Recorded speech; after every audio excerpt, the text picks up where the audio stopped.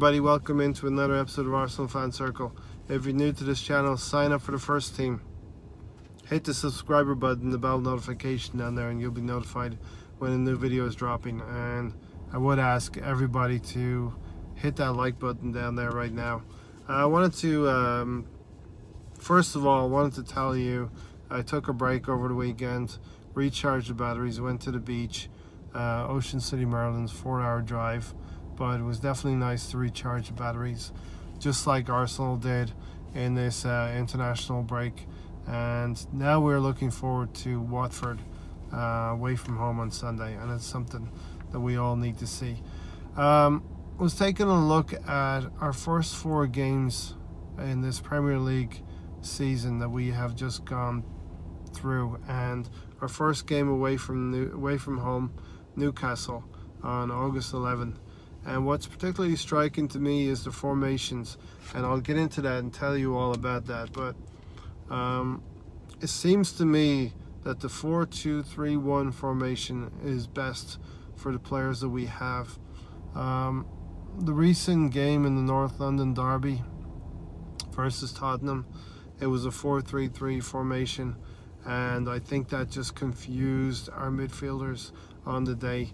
Now, Mahir and I called out the selection of Granit Xhaka, Torreira and Guendouzi as not being good enough to supply our forwards, Pepe, Aubameyang and Lacazette, who we all wanted to see in that North London derby.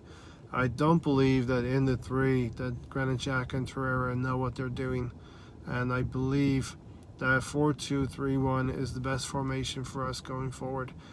Yes, does it impact Aubameyang a little bit?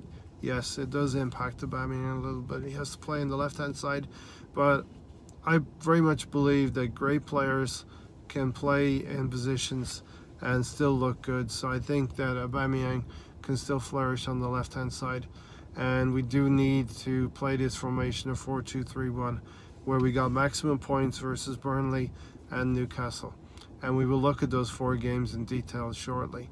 But moving forward, I think 4-2-3-1 is the best formation. Play an attacking midfielder in the number 10 position, whether it be Ceballos or Ozil.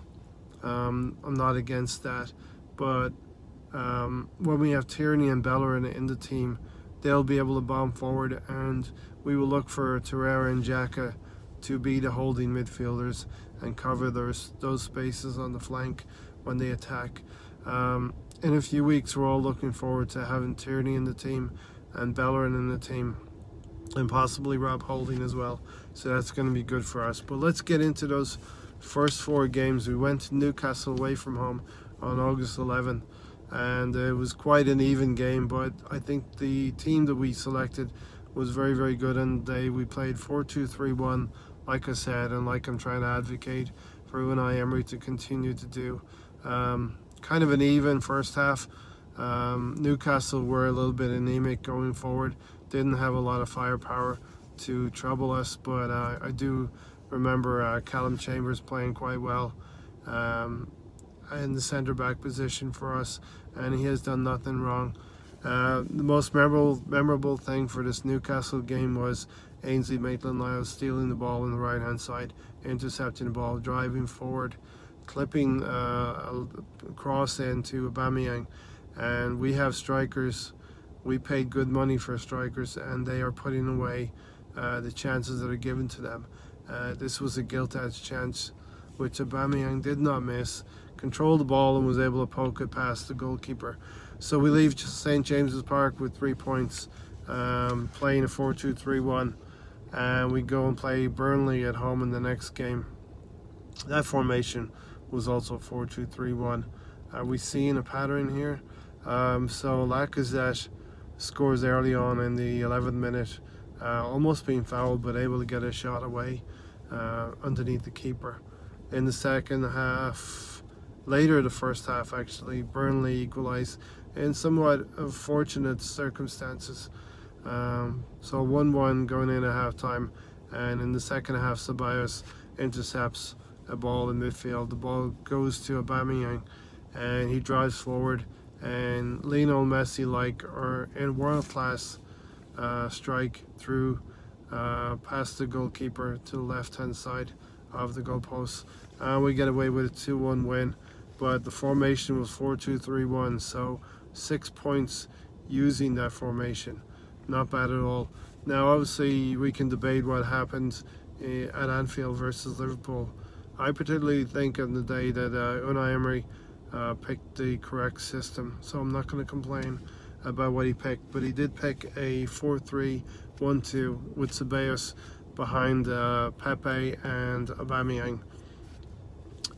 If Aubameyang and Pepe had taken their chances, could have been a different game, but Liverpool are European champions for a reason, and we did show a respectable scoreline. We were not beaten 5-1, we were beaten 3-1 at the end of the day. Finally, we go to the North London Derby. Now this is something that I take issue with. Mahir and I talked about this in the pre-game show, and join us on Sunday. We're going to have a pre-game show as well for the Watford game. But we were suspicious of that midfield, Granit Xhaka, Torreira and Guendouzi in a 4-3-3. We wanted to accommodate, obviously, Pepe, Aubameyang, Lacazette, but our midfield suffered. I think Emery tried to balance that attacking lineup with a defensive lineup, and it just didn't work playing at home. I think we paid too much respect to that Tottenham team, who were going not very well at the time, and for them to get away with a 2-2 draw, we all know what happened. World-class goals from Lacazette in the first half, who controlled his first 2 touches to get him into position to blast that left-footed shot into the net past Lloris. And in the second half, Guendouzi, who was man of the match, picking out Aubameyang for the equalising goal. But totally avoidable all of the situations that happened for us to go 2-0 down. We all know what happened with Granit Xhaka, and possibly Unai Emery should take note and know that it's time to not persevere with Granit Xhaka. Like I said, I think Torreira and Xhaka get confused when playing a 3 in midfield, so I think the best formation for this team moving forward and for the players that we have is to go 4-2-3-1, especially when Tierney comes in and Bellerin comes in. It's going to be pretty good going forward. So that's pretty much all I have to say for now.